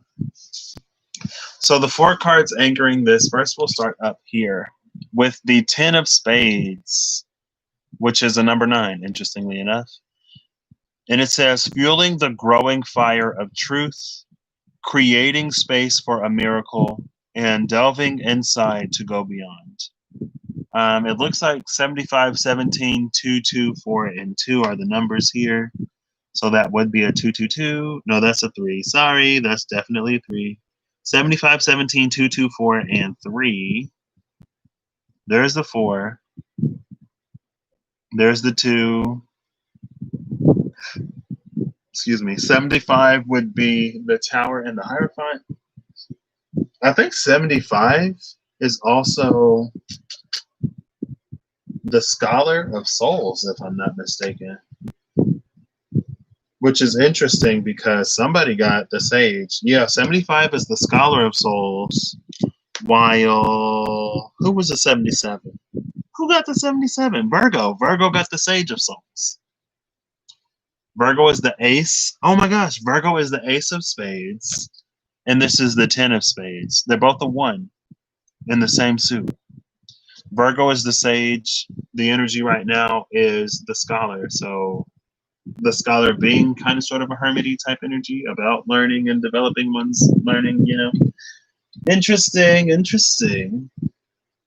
Fueling the growing fire of truth, creating a space, are creating space for a miracle and delving inside to go beyond. Love that energy. And that's what it's about right now. It's about that growing fire of truth. And like, you can shield your own eyes, but you know, who's helping you hide from the truth? That's just the question I would ask. If you're seeking some kind of spiritual help to hide from the truth, who would help you do that? Next is the King of Spades, more spades, which is a number 3, inspiring others by bold example, proper magnetism and clear intention, and clearing of the fog. 62, 19, 5, 8, 2, and 1. 62 would be the devil and the high priestess. And they say that the devil's in the details, right? That just popped into my mind. Don't necessarily know what that means without, all right, Clarinda, without a context, but the devil's in the details? Maybe that's like, reading the fine print. Let's ask Siri. Hey Siri, what does the devil is in the details mean? Okay, I found this on the web for what does the devil. I just clicked through the Wikipedia and let's see. The devil's in the detail. It says, the devil is in the detail is an idiom that refers to a catch or mysterious element hidden in the details. Yeah, the energy of the fine print. Meaning that something might seem simple at first look, but will take more time and effort to complete than expected, and derives from the earlier phrase, God is in the detail, expressing the idea that whatever one does should be done thoroughly, i.e., details are important. I did not know that the original phrase or the earlier phrase was God is in the detail. How did it go from God to the devil? How did that happen? On whose watch did that happen? Oh my goodness. Details are important, y'all. Right? It's like the divine ain't just having you go through stuff for no reason. Hello? The King of Spades, again, inspiring others by bold example. That's being the example that you wish, or being the change that you wish to see in the world. Proper magnetism and clear intention. That's the energy of like you actually aligning yourself and being open to inspired action to get what you want. And then clearing of the fog is interesting because, I've talked about the fog rolling in like March when the forest card came out, whenever the forest card came out on the Legacy channel. And I was like, the people who navigate outside of the fog before the fog lifts will find themselves in a space of greater mastery. Next is the 5 of Clubs, the day of longest light or night, a garment for all occasions and filling a gap. 41, 4, 10, 3, 3, and 1. 41 would be Death and the Magician. Who did we just have with the Magician? Maybe nobody. Who was with the Magician? Oh, Aquarius, and that was Temperance and the Magician. So we got Death and the Magician, which is all about transformation to create something new. Also, the day of longest light or night would be the winter or summer solstice. A garment for all occasions and filling a gap. Now, a garment for all occasions, where did that come from? Does it matter? No. The day of longest light. What was that about? I mean, we did have that eclipse in Capricorn that I referenced earlier. I could have been talking about that when the card fell out. And how Capricorn, or the eclipse in Capricorn. Well, we had the full moon in Capricorn. Was it the full moon in Capricorn? Or was it the solar eclipse in Cancer? The lunar eclipse in Capricorn. We had a lunar eclipse in Capricorn. A lunar eclipse in Sag. And then that solar eclipse in Cancer between them. But there was something about how there was a clearing. And it's almost like we were freed of certain things, but if we decided to pick them right back up, then we picked up the karma, or we entered new karmic cycles, right? And depending on how, before now, but depending on how we decided to conduct ourselves, welcome back, Clarinda. Depending on how we decided to move after everything was cleared up, is sort of determining what we're moving into now. And so the day of longest light, again, was that eclipse. All right, yeah. And the thing about a solstice is it might be like the longest day of the year or the longest night of the year, but all that means is that we're about to be shifting towards the equinox, right? The days are going to get shorter and shorter and shorter after the longest day, and the nights are going to get shorter and shorter and shorter after the longest night. So there is an understanding of cycles here as well. This is a card that had Capricorn energy, and Capricornian energy almost always threw me for a loop because I'm like, what do I do with this? Capricorn, what do I do with you?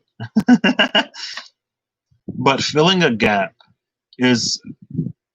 it's a space of,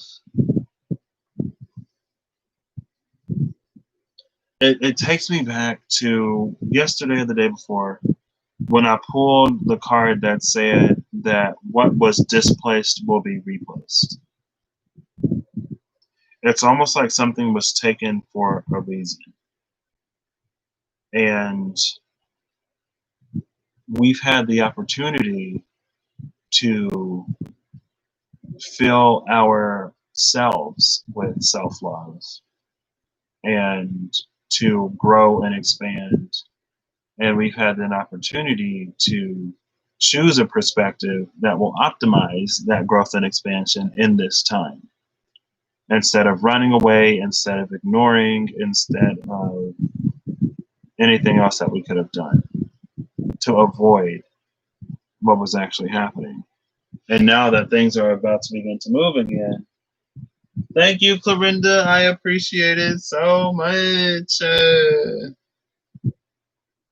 Oh, snap. Is it right here? Oh, no, it's not. Hold up. What? Oh, snap. It's 12:12 my time. Thank you, Clarinda. I appreciate that.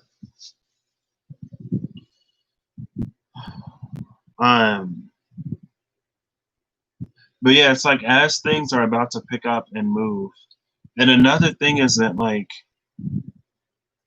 sometimes it is the case that our opportunities will be limited by what we've already done. But at a certain point, it was almost like, it's like the wheel of fortune is going to turn. And if you haven't sorted through what you need to sort through, then you're not going to be in a position to take it because of old karmic stuff that you're still holding on to. And that's what some of these lessons, that's what some of these experiences have been putting us in a mode to accept or to leap towards or whatever.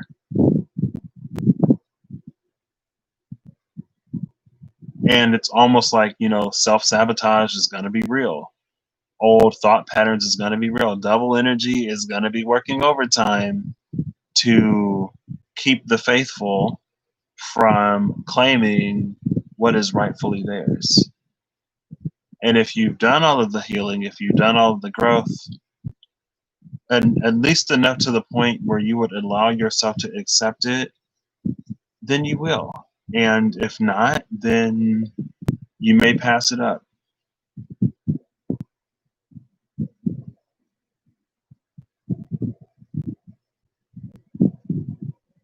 A garment for all occasions. Any and all amounts are appreciated, Corinda, and our dollar probably will be headed in the same direction. I feel like a lot of dollars are going to be taking a hit honestly, because of what's going on in the world. So it's all appreciated. Thank you. And, you know, may it come back to you manyfold. A garment for all occasions. Hold up, wait. What does that mean? Wait, what is it's like an open heart or a good heart is perfect for every occasion. Maybe. I don't know. We'll skip that one for now. Maybe it'll resonate for somebody at some point. So last but not least, we have the Queen of Hearts, which is a 5, a candle burning on both ends, inversion, a revelation of self and accountability. 67, 7, 10, 7, 2, and 4, maybe. We have a 777 here. 67 would be the devil and the chariot. And the devil in the chariot isn't, well, the devil in the chariot and shadow energy could be devil energy driving the lovers like horses, right? Because the charioteer holds the reins to the horses and the devil holds the chains to the lovers. So hopefully devil energy ain't driving couples. I mean, I guess if you got twin flames, then you need like twin knights or something, right? I don't know. Is there like an evil, or not an evil, is there like a shadow counterpart to twin flame energy? Who knows? Who knows? I appreciate you as well, Corinda. It's definitely been a journey. Coming up on a year here fairly soon. Crazy. A whole year. A whole year.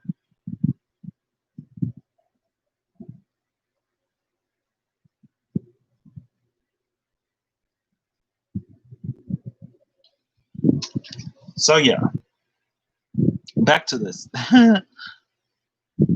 Oh goodness, it's been almost a whole year. That's crazy. Yeah, fairly soon because it would have been September maybe or October or November. I feel like it was before November.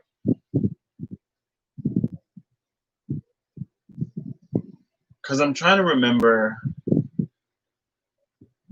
Because, you know, the channel that we met on, the first tarot reading on that channel was uploaded a year ago, yesterday, I believe. But I think October is going to be the official anniversary. And it was somewhere in that time. Wait, July? Wait, you thought July was a year? Wait, Clorinda, what do you... I don't think I knew you in July, Clorinda. Wait, you mean last July? Oh, are you talking about me and you, Clorinda? I'm confused.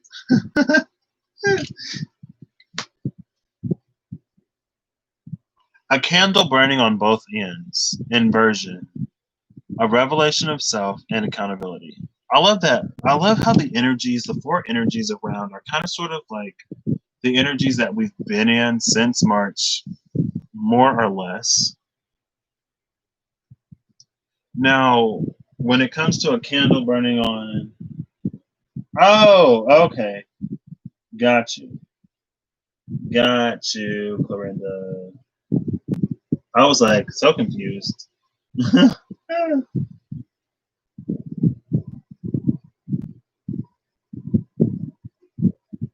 For the channel's first upload, yeah. I mean, there were other videos there. Some of them are still there.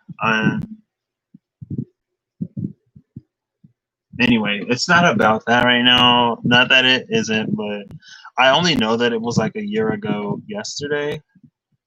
Because I was like, wait, it's been like a year, hasn't it? And then I went to check and I was like, oh, wow, yeah, like yesterday. Because I know it was like right before September.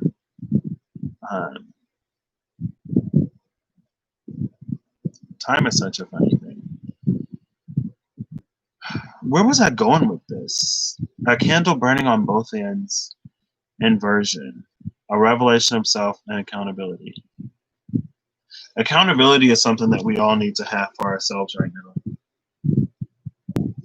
And I think that's another lesson that we have to sort of learn is it's like, although we may not necessarily be asking for what happens to us from an external point of view, we can take accountability for the way that we respond to things and for the duration of time that we, I don't want to say allow ourselves to be stuck, because there are like truly traumatic things that happen to people. An arrow that swims through the air. Who got that? Was it? It wasn't Sag. I don't remember. No problem, Belinda.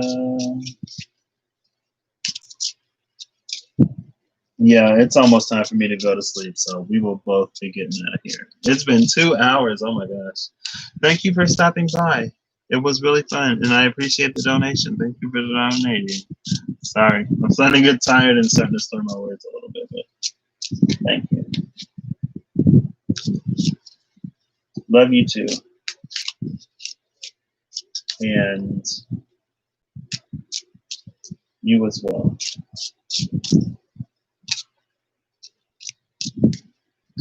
Aw. Okay. So let's get a final card from this. Just the direction that we're heading in. If you can, just give me like one card, you know. The one thing to keep in mind always, regardless of how rough or tough or tumble we get in the dryer of life or the washer. You can get, well, I guess you get tumbled more in the dryer than in the washer. And the washer, you get spun right round, baby, right round like a record player. Okay, something for us all to keep in mind. Oh, there we go. Is this the same? Oh, no, it's a different one. Okay. I'm going to read the bottom of the deck first. The bottom of the deck is the King of Spades, 3. It's a 3. Inspiring others by bold example, proper magnetism and clear intention, and clearing of the fog. Yeah, this is about us, those who bear the light, being that light in the world right now, kind of sort of for people to see, but just really more or less anchoring that vibration while everything else is so chaotic and in a space of change.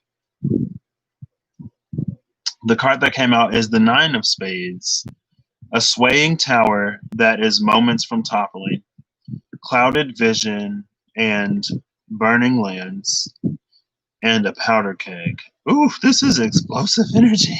Oh goodness, I don't like this. I don't like this energy. I don't like this energy at all. At all, at all, at all. Oh goodness. Oh. And it kind of sort of looks like a question mark, but the dot has been like misplaced. Almost. It almost looks like a question mark, but the dot is like out of place, right? Because it's like that or like that, but instead of the dot being like down here, it got moved up here. Also, that could be like a number 2. It could be like a number 2. A number 2 is shaped like that. I mean, it's backwards for y'all, but that could be a number 2. Yeah, I mean, that's just like, what? Is that a 53 or a 70? Oh, that looks like 52 is the number. 52 would be, yep, that's 50. Where's the 2? Where's the 2? Where's the 2? 53, actually. So 53 is an 8, and it's also the Empress and Temperance. Temperance and the Empress. A swaying tower that is moments from toppling, clouded vision and burning lands, and a powder keg. Well, if the land is burning, then well, this is interesting that clouded vision and burning lands came out when clearing of the fog was just right here. I do want to see what this is real quick, and then I'm going to end this because y'all know I ramble. I ramble on and on and on. And this is a 9. It's 9s are numbers of completion. 9 is the highest number that I did. I didn't go all the way up to 10. 53 is the 4 of zones.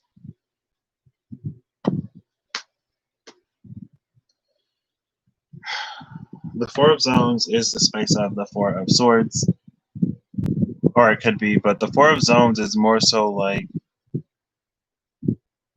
it's like after you get to the 4 of zones, that's when the gateway and the portal of thought is complete enough for something physical to begin to transpire.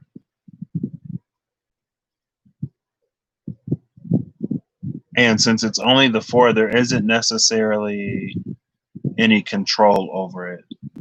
I would say control comes maybe at the 7, closer to like the 9 or the 10. If it's a journey of understanding, we're not even halfway there when it comes to the collective mind. And maybe that speaks to the old foundations in the past. 4 is also a number of foundations, right? And it's like it wasn't mentally stable. It's like people were asking for too much still for it to really be stable. A swaying tower that is moments from toppling, clouded vision and burning lands, and a powder keg. That is very ominous and explosive. And so keep your peace. You know, all of that peace and the grounding that we've been doing amidst the chaos. Keep doing that. If you can ground yourself, you may be really appreciating that ability. But yeah, these are my Diceology cards by the Heritage. Fun fact, this, the background is what I use for the thumbnail for the Roll the Dice video. So if you go back and you look at the RTD, these are in there, but like zoomed in. Because I already took all the pictures by the time I made this. I was like, I ain't taking no more pictures. I ain't pulling them dice out the bag. I recycled it. So thank you again, Corinda. If you watch, whoever, thank you for watching. I hope you find something in this. There are lots of things that we have sort of coming down the veritable pipeline. And, excuse me, just like, you know, I feel like the biggest takeaways were tap into your authenticity, speak your truth and be you as much as you can. Don't be so fixed in what you are accustomed to that you don't even like, that you don't allow yourself to be or explore something new or to expand.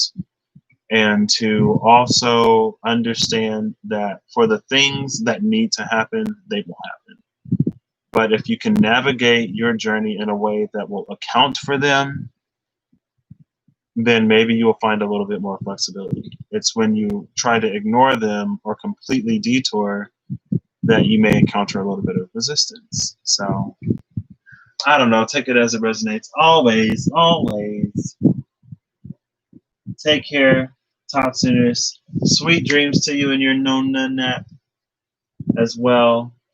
Enjoy family, little Zaya, and I hope everyone has a good whatever whenever they see this, and I hope we're all acting in alignment to get what it is that we truly want out of this world.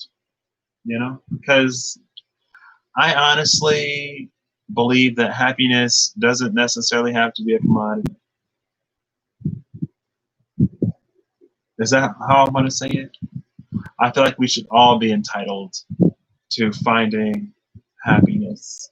Just like they wrote in the Declaration of Independence, life, liberty, and the pursuit of happiness. We should all have it, but it is a pursuit.